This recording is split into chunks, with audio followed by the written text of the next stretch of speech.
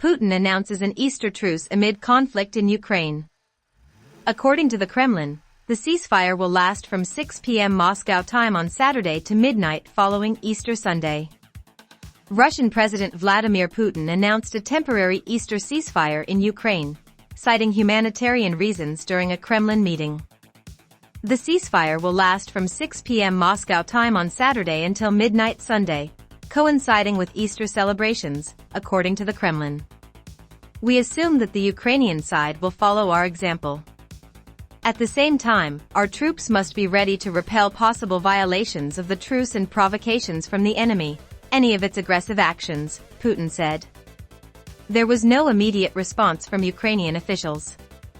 Putin's announcement comes a day after President Donald Trump said negotiations between Ukraine and Russia were coming to a head. If for some reason, one of the two parties makes it very difficult, we're just going to say you're foolish. You are fools, you horrible people, he said. And we're going to just take a pass. But hopefully, we won't have to do that. Secretary of State Marco Rubio also said Friday that the United States may be ready to move on from its efforts to broker a peace deal between Russia and Ukraine if there was no clear progress in the coming days. We need to figure out here now, within a matter of days, whether this is doable in the short term, because if it's not, then I think we're just going to move on, he said.